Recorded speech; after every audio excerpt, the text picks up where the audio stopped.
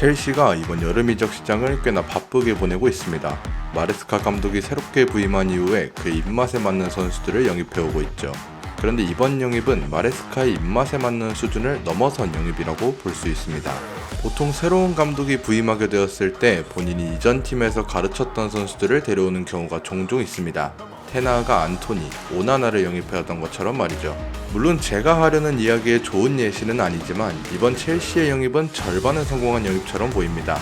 마레스카가 레스터시티에서 굉장히 애용했던 선수, 마레스카 볼의 황태자. 이 선수의 이름은 퀴어런 듀스버리 홀입니다. 듀스버리 홀은 98년생 잉글랜드 국적을 가진 선수입니다. 178cm에 70kg으로 피지컬이 그리 뛰어난 선수는 아니지만 왼발을 주발로 사용하며 중앙 미드필더와 공격형 미드필더까지 소화가 가능한 선수입니다.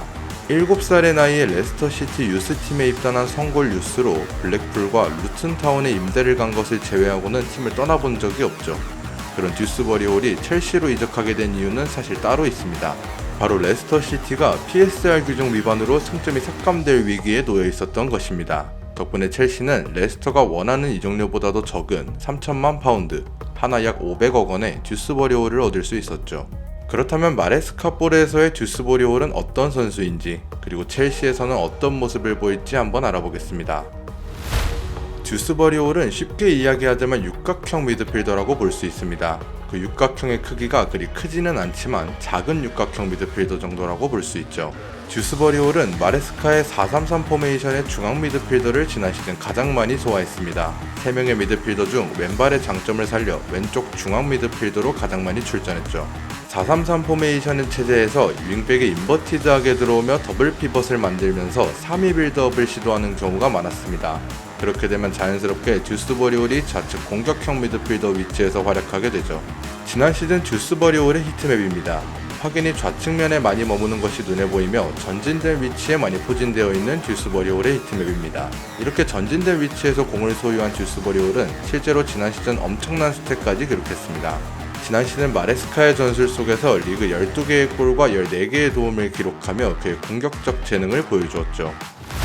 이러한 듀스버리 홀의 공격적 재능은 기본적으로 왼발에서 쏟아지는 날카로운 패싱의 강점으로부터 나옵니다. 몇 가지 경기 장면을 보시겠습니다. 볼을 잡고 있는 선수가 바로 듀스버리 홀입니다. 여기서 눈에 보이는 듀스버리 홀의 선택지는 좌측에 올라오는 선수에게 밀어주거나 중앙 공격수에게 한 번에 공을 찔러주는 것 정도가 있습니다.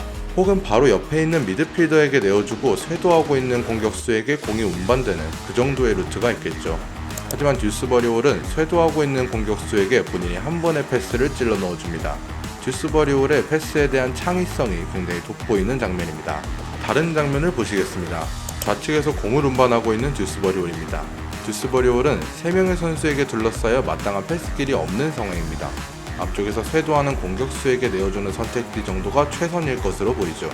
하지만 땅볼로 강하게 공을 페널티 박스 안으로 붙여놓았고 이 공은 정확히 쇄도하는 선수 발 앞에 떨어집니다. 상대 선수의 발에 걸리지 않는 궤적과 힘 조절, 왼발 패싱 능력만큼은 정말 대단하다고 한 번 더 느껴지는 장면이었습니다. 듀스버리 홀은 사실 패스 능력이 완벽한 선수라고는 볼 수 없습니다. 듀스버리 홀은 경기를 넓게 보는 시야나 롱킥 능력이 좋은 선수는 아니기 때문이죠. 실제로 마레스카 감독 이전에 후방 빌드업을 맡았을 때의 듀스버리 홀은 그다지 뛰어난 모습을 보여주지는 못했습니다. 하지만 마레스카 감독 밑에서 전진된 위치에서 창의적인 롤을 맡게 된 것이 신의 한 수였죠. 이번 시즌 듀스버리 홀의 패스 스탯입니다. 짧은 패스와 긴 패스를 비교하였을 때 그 수치가 확연히 차이가 나는 것이 눈에 보입니다. 그 말은 즉 레스터시티에서 듀스버리 홀은 은디디, 윙크스와 같이 상대적으로 후방에서 안정적인 선수들과 함께 뛰므로써 그 효과가 배가 될 수 있었던 것입니다. 그렇다면 첼시에서는 어떨까요? 아마 듀스버리 홀이 선발로 경기에 출전하게 된다면 이런 형태의 4-3-3을 생각해 볼 수 있을 겁니다. 레스터시티 시절 은디디가 듀스버리 홀의 옆에 섰던 형태처럼 카이세도가 그 옆에 서고 엔조가 밑을 받쳐주는 형태가 될 것으로 보이죠. 그렇지만 아무리 듀스버리 홀이 마레스카 볼의 황태자였다고 하더라도 첼시에서 닭주전이라고 볼 수 있을지는 의문입니다. 주전 경쟁 구도를 한번 보겠습니다. 제 생각에 주전 구도는 마레스카가 4-3-3을 사용하느냐 4-2-3-1을 사용하느냐에 따라 조금 달라질 것 같습니다. 기존의 4-3-3 체제를 첼시에 입혔을 때에는 엔조와 카이세도가 부동의 주전이라고 가정하면 갤러거, 라비아, 추카메카, 우고추구, 카사데이, 산토스까지가 듀스버리올의 경쟁자가 될 수 있습니다. 명단만 보아도 숨이 막히는 주전 경쟁이 될 것 같습니다. 당장의 갤러거는 지난 시즌 내내 엔조와 카이세도와 함께 3명의 미드필더를 구축했던 선수입니다. 라비아는 지난 시즌 경기를 뛰지 못했지만 거액의 이적료 때문인지 아직 기대감이 엄청난 선수이죠. 추카메카 또한 부상으로 지난 시즌 거의 나오지 못했지만 나올 때마다 번뜩 있는 모습을 보여줬던 선수입니다. 우고추구, 카사데이, 산토스도 어리지만 충분히 유망한 자원들로 평가받는 선수들이죠. 4-2-3-1 포메이션을 사용하고 듀스버리올이 공격형 미드필더 자리에 서게 된다고 가정해보겠습니다. 그렇게 된다면 은쿤쿠, 파머, 갤러거, 추카메카 정도가 경쟁자가 됩니다. 경쟁자의 수는 줄었지만 경쟁은 더욱 힘들어 보입니다. 은쿤쿠는 부상으로 지난 시즌 많은 경기를 소화하지 못했지만 나올 때마다 그의 클래스를 보여줬던 선수입니다.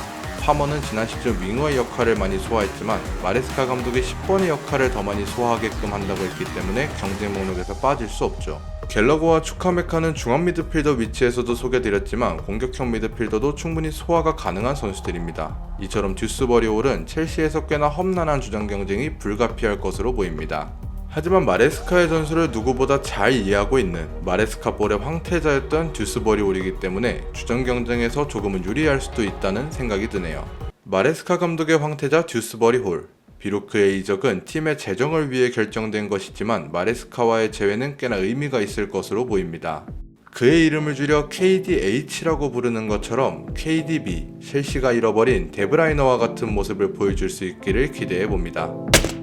이번 이적은 듀스버리올 자체의 역량에는 B 정도로 평가하고 싶지만 마레스카와의 재회에 가산점을 붙여 B 플러스를 주고 싶네요. 여러분들은 어떻게 생각하시나요? 여러분들의 생각을 자유롭게 댓글로 남겨주세요. 오늘 영상은 여기서 마치겠습니다. 시청해주셔서 대단히 감사합니다.